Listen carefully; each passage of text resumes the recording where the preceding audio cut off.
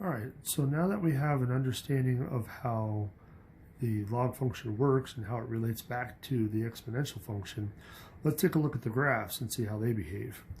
So remember, they are inverses. So since the logarithmic function is the inverse of the exponential function, its graph should be the reflection of the exponential function in the line y equals x. And likewise, since it describes a function, logarithmic functions should again follow the same rules for transformations as other functions. All right, so remember, when we graphed 3 to the x power, what we did was just do a quick table. So let's just redo that again. So remember, when we plugged in 0, it was equal to 1. Plugged in 1, it was equal to 3. 2 was equal to 9. 3 was equal to 27. And then negative 1 was 1/3. Negative 2 was 1/9. Negative 3 was 1/27. So if we graph this,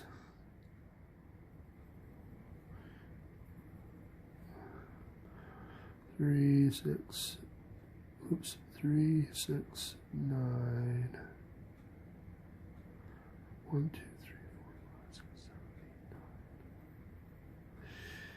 8, 9. And then a third, and then,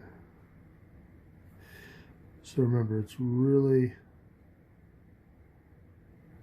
almost indiscernible with the x-axis on the left-hand side, and then it gradually just grows and grows and grows. So there's our exponential. Now, if we want our logarithmic function, remember, all we're doing is reflecting it in the line y equals x, so all we have to do is reverse our ordered pairs. So we would have 1, 0, 3, 1, 9, 2, 27, 3, 1/3, negative 1, 1/9, negative 2, 1/27, negative 3. So let's first plot our point right there.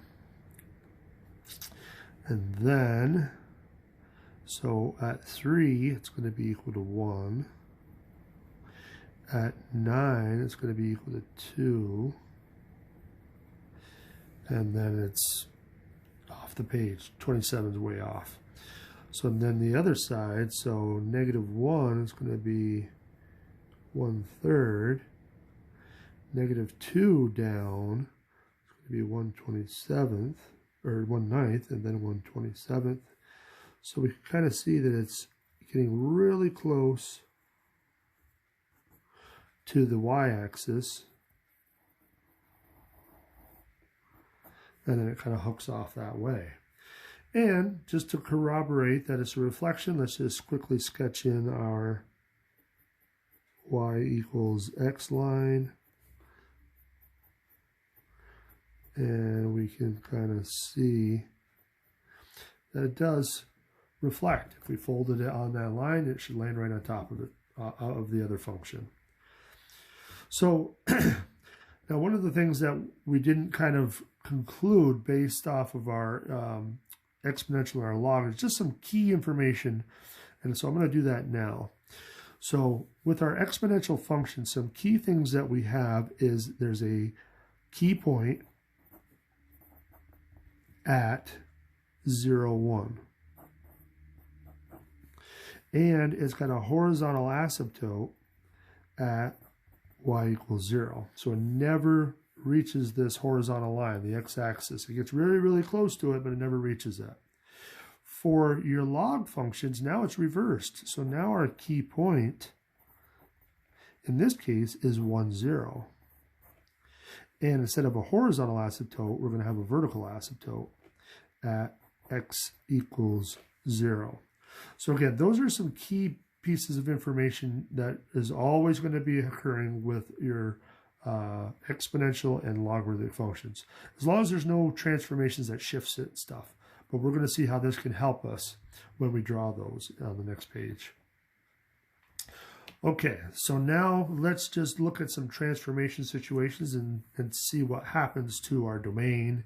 Now, again, I didn't show the domain for our exponential, but we can see that it's going to be hitting all values of x on this side, and it turns out it will be hitting all values of x on the other side. So the domain is all real numbers for the exponential. But for the log function, we can see that it doesn't hit all values of x. It gets really, really close to the vertical y-axis, but it never quite reaches it. So, and it will go on forever to the right. So the domain in this case is x is going to be greater than 0. Or if we use interval notation, 0 to infinity. And this one would have been negative infinity to infinity. So, okay, so now we've kind of rounded out the whole picture. So now we should be able to answer these questions. So if we want to describe the following function, state the domain, range, and vertical asymptote. So what transformations are happening to that log function? So we had a negative in front, and we got a +2 on the end. So remember, negatives cause reflections. So it's either going to be reflection in the x or reflection in the y. Now, if you remember, when it's in front of the function, it causes a reflection in the x. So this will be a reflection in the x, and then the 2 on the end. So be careful, there's no parentheses or anything like that. So this is technically on the end of the function. So this is going to cause a vertical shift, and it's going to go up 2. So, so we kind of know what transformations are happening. So now let's put it in terms of our domain and range and vertical asymptote. So the domain, if it's just reflected, so let's just use our picture as a guide. It's reflected, so instead of going up and through, it's going to come down and through. So that really doesn't affect the domain at all. It's still going to be greater than 0. But what about the range? So do we hit all values of y originally? The answer is yeah. So the range is all real numbers.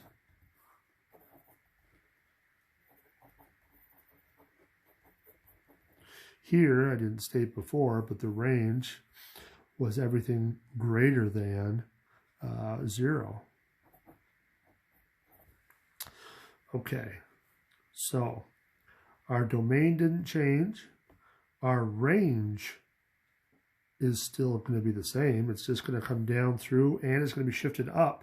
So again, you're still going to hit everything. So the range should be all real numbers. And then the vertical asymptote. Did the vertical asymptote move? All we did was flip it upside down and shift the whole thing up. The vertical asymptote didn't change.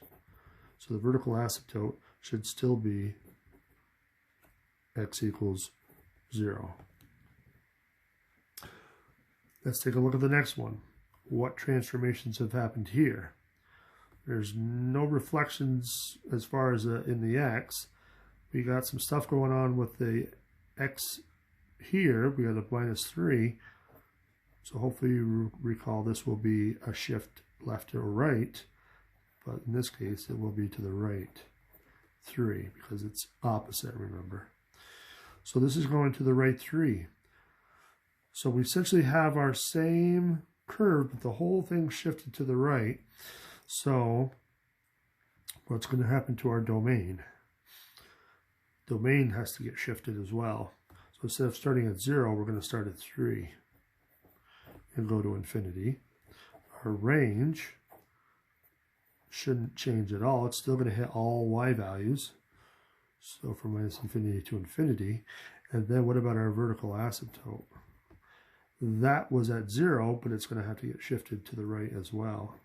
So this will be x equals 3. All right. So we have a little sense of how that works. We're going to see more of this on the next page as far as drawing some of these. So stay tuned for that.